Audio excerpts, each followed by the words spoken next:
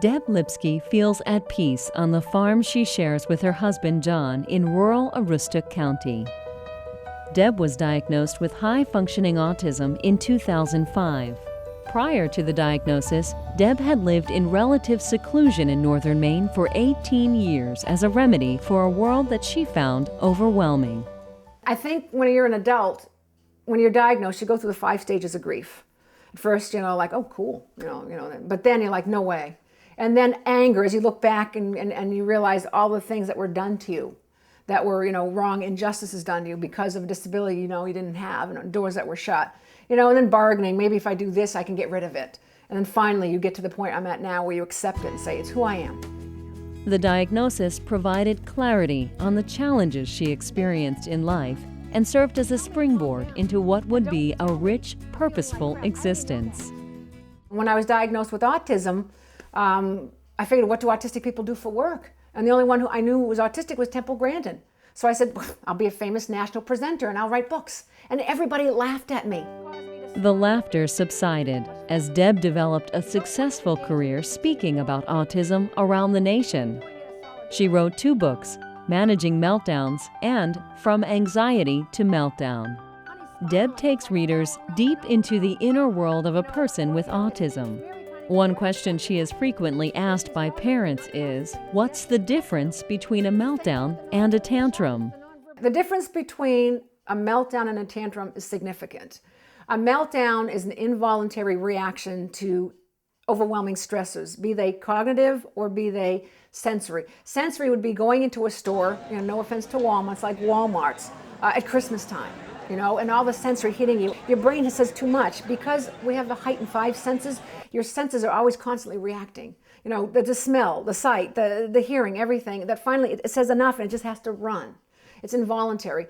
Cognitive sometimes is from cognitive overload, not getting understandable questions answered, We'll see, maybe, if you're good. And we try our best and we get nowhere and then boom, that happens. A tantrum is a tantrum. A tantrum is a willful manipulation of behavior to get an end desired result. It requires cognitive functioning. Deb, like many living with autism, finds peace within the confines of a few focused interests. Deb advocates making use of an individual's special interest as a tool to expand social skills. Take the individual and find their special interest and make their social skills around that special interest. For me, it was tractors. I love to restore tractors. And if you know anything about antique restoration, the more authentic you are, the more of a guru you are in that circle. So after I get done with my antique tractors, if I would go to a tractor show or at a parade, I'd stand by my tractor, even out here in my front lawn, just stand by my tractor, and people would stop. And they would ask questions, but they wouldn't ask questions like, hi, how are you, what's your name, where are you from? They're like, oh, is that a farmall, 1939 or 1940? I go right into my special interest. And from there, I was able to go one step further, maybe to do potluck dinners, and then from there move on and evolved around my special interest. Same thing with Civil War. I love going away for reenactments. We spend the whole weekend talking about Civil War stuff, and the more authentic and detail-orientated you are, the more you fit in. And that's an autistic person's dream because all detail, attention to detail. Her passion for history doesn't end there.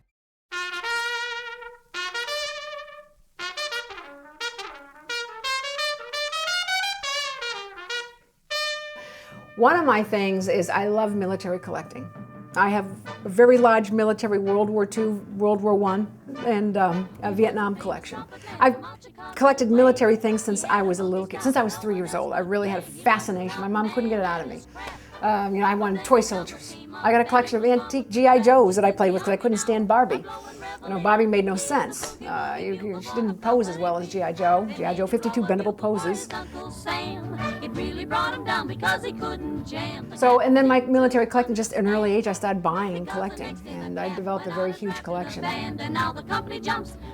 My big thing right now is original photographs, original combat photographs of World War II, and I have a lot of World War I.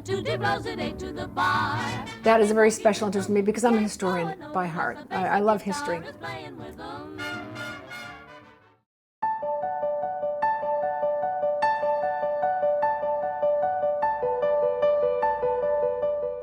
everyone who's known me or has seen me or been to my seminar or presentations knows that I do not see autism as a burden. Autism is a gift. And I tell people all the time, God doesn't make mistakes. There's a reason for everyone, including us.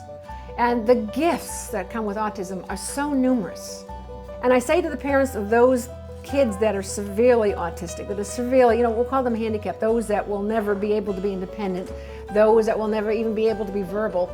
Parents always ask me, that's great that you're doing so well, but what about my kid?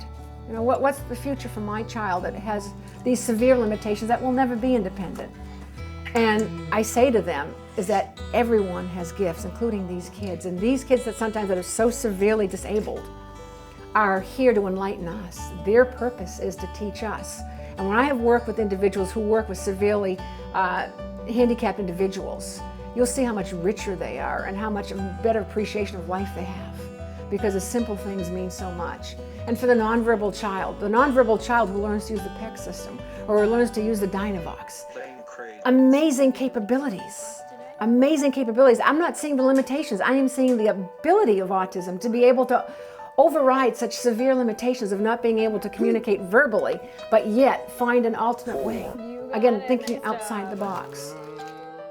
I'm autistic and proud of it. I am different.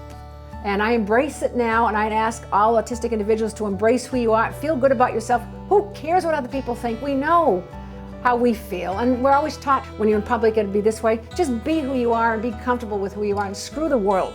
They're either gonna like you or hate you. You can't change anyway. If they like you, they'll be with you, and if they don't, they weren't meant to be anyway. Go play with your special interests. That's what I do.